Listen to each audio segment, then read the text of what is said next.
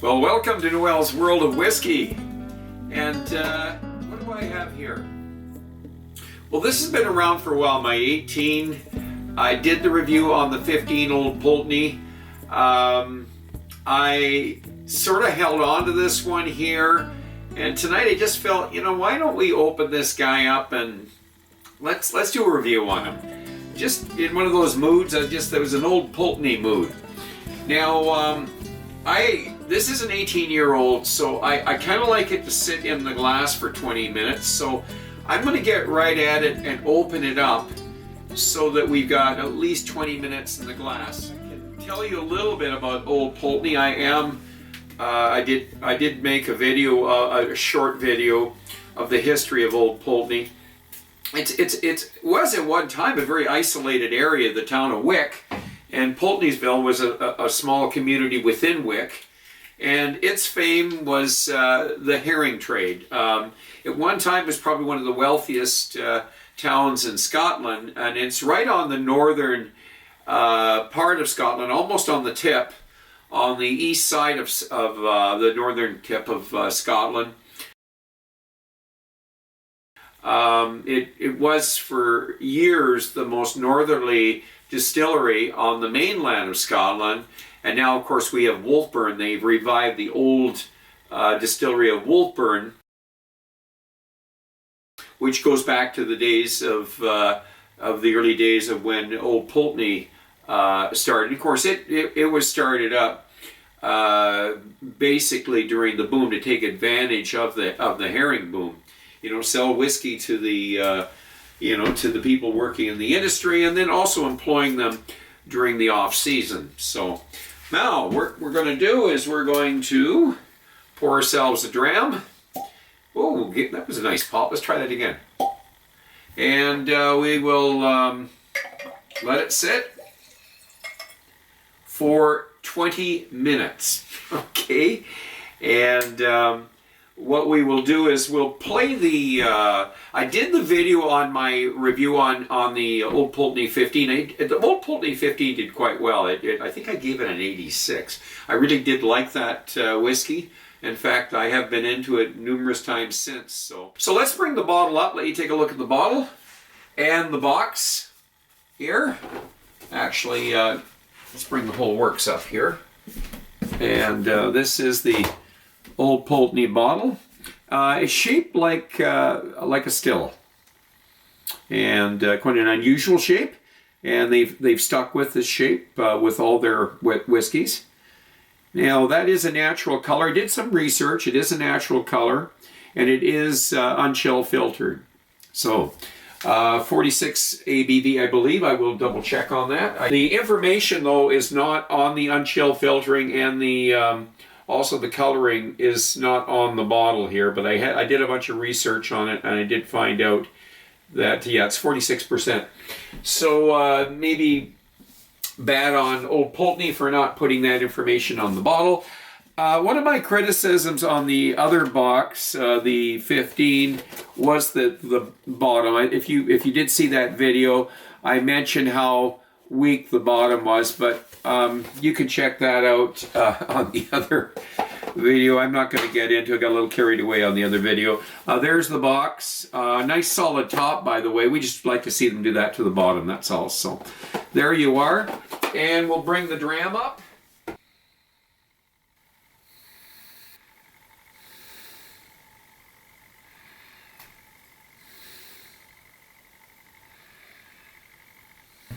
Well, we're going to let this dram sit for 25 minutes. And I do have the short history of the distillery, Old Pulteney Distillery, from the review on the 15-year-old. For those of you that have not seen it, you're certainly welcome to watch it here. For those of you that have seen it, you probably don't want to watch it again. Just scroll ahead for the review.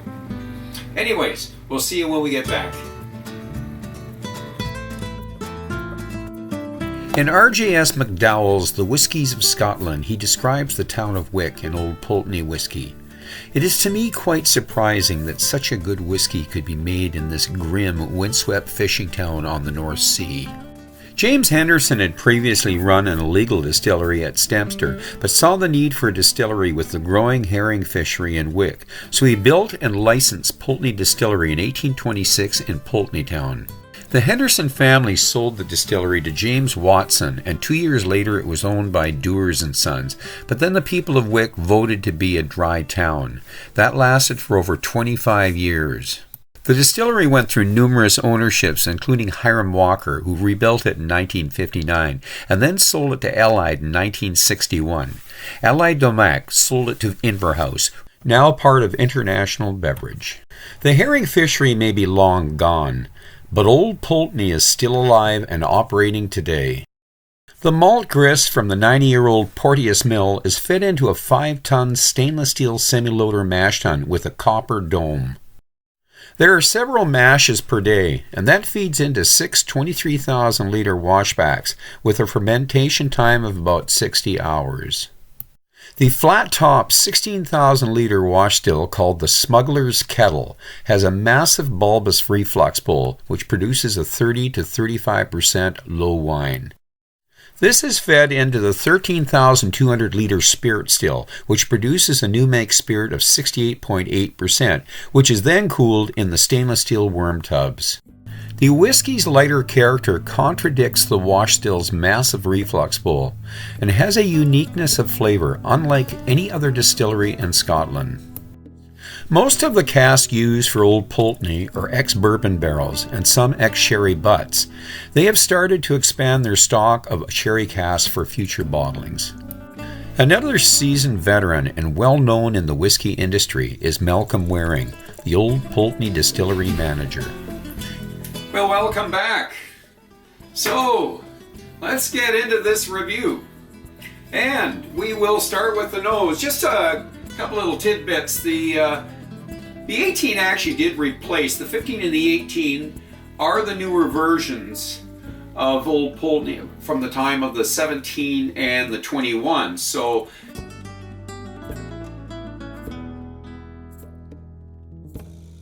prior to this, the bottlings were the 17 and the 21. There's been a lot of interesting comments on that, but you can read about them. Right now, we're doing the Old Pulteney 18, and I'm doing the nose.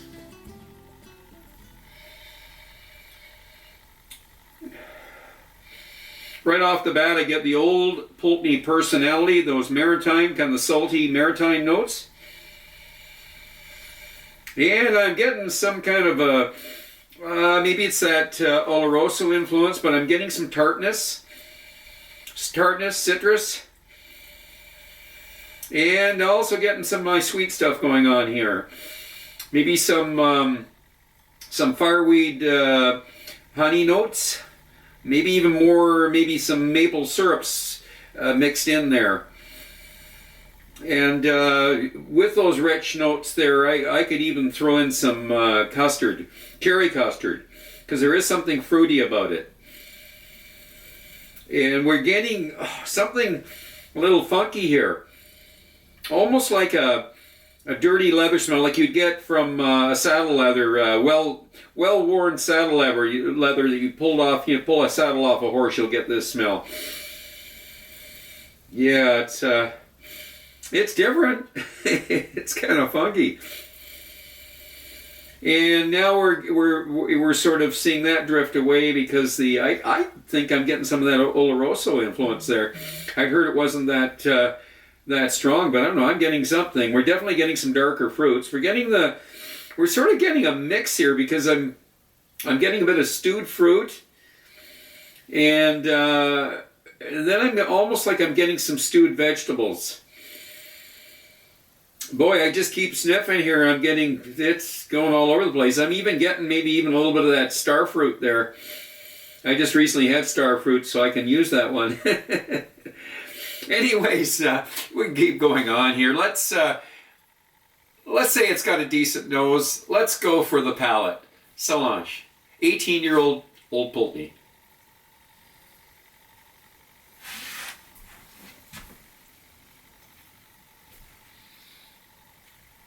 Definitely got the Oloroso. And I see with those leathery notes, there's something else there that's adding to the Oloroso. It's kind of a bit of a drying effect. Different than the 17 that I tasted not very long ago. Actually got a chance to taste it. Somebody had us at one of the old 17s. Definitely different than that. So I'm going to stay with the maple syrup. I am getting a bit of the maple syrup here. And mixed with the maple syrup, I'm getting some tea notes. Breakfast tea. Or is it a little bit more, yeah, I'd say it's a little more of the Earl Grey. And with the Earl Grey, again, we're getting a little bit of citrusy stuff going on. The spices, I'm going to say we've got some white pepper going on here. Maybe white and the black pepper. Some nutmeg. Cinnamon. And that's it. It's drifted off. So that means I am going to go for the development and the finish. Slàinte.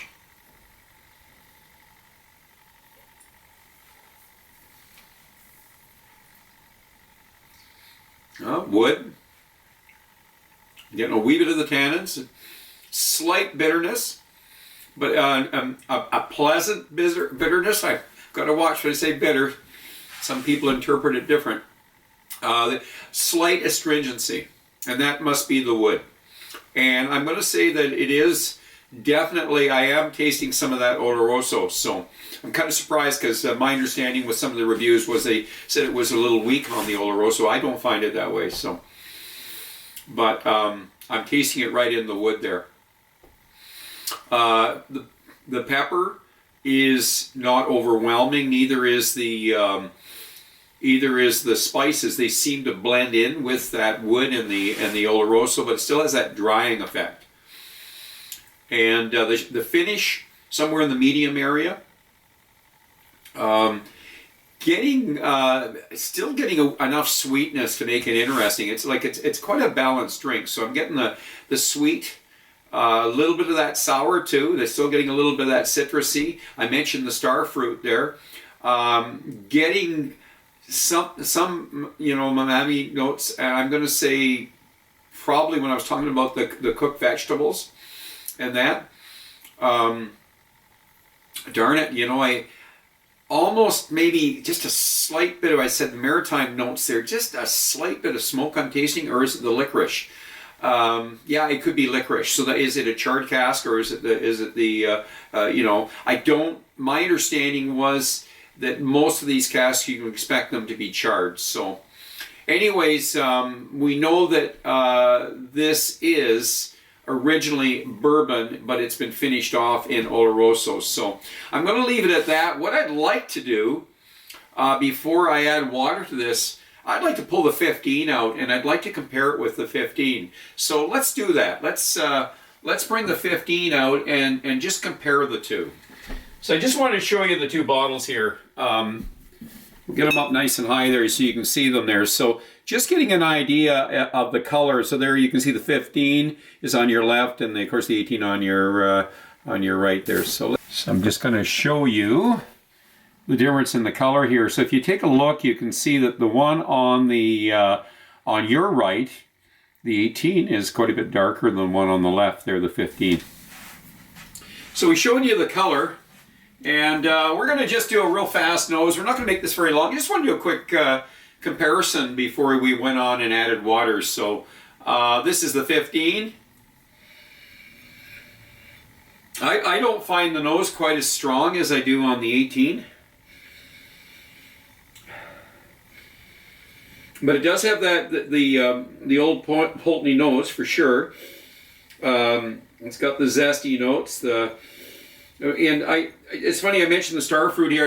I don't get it over here. I get more of the like marmalade, and like orange, maybe a little bit of the pears and the apples. Getting definitely the sweet notes. Probably nougat.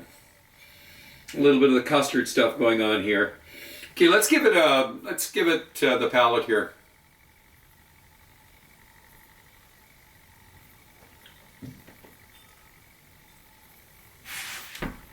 sweet, a little bit of licorice going on, and almost a slight, maybe slight bit sweeter than the 18. But we'll go to the 18. We'll compare it right after. And it's got the spices. You know, the spices are there. More of the cinnamon and ginger. Not quite as much of the peppery stuff going on as in the 18. But a bit of the baking spices. Granola. And yeah, some of the malt notes there. Bread dough. And it's slowly fading away. Okay, clean the palate real quick here. And let's try the 18, see where the 18 goes. I don't want to spend a lot of time on this. I just wanted to just sort of reflect back what the 15 was. And we think we remember things, but let's get a fresh take on it. So now we've gone from the 15 to the 18. Yeah, it's definitely a little more intense nose. Oh boy, I mentioned the maple honey, the maple, that's a good one, maple honey, maple syrup. And mixed with the spices. I am getting some of the baking spices. I am getting some of the malt notes. But definitely stewed fruit to some of the darker fruits. Maybe prunes, stewed prunes. It's rich. There's more intensity I find in the 18 to the nose. Let's go right to the palate. Solange.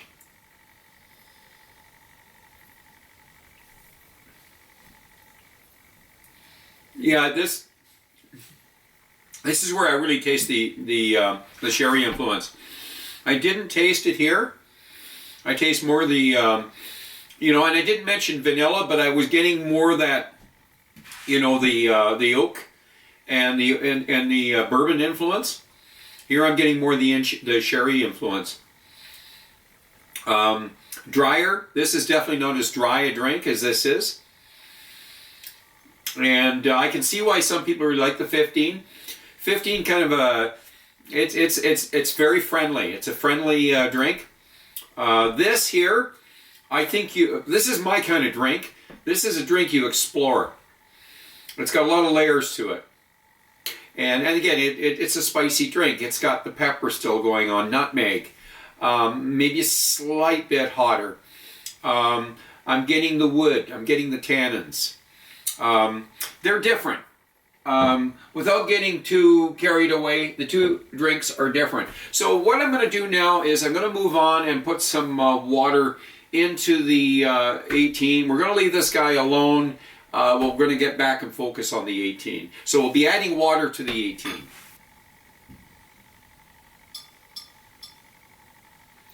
Yeah, we got about 5 drops in there. Let's see what happens. Okay. Yeah, I got some tobacco going on here. Tobacco. In the background, a little espresso coffee. Oh boy, chocolate. Dark chocolate. And I'm still getting a little bit of leathery stuff going on here. But I'm still getting the dark fruit. Let's go over the palate.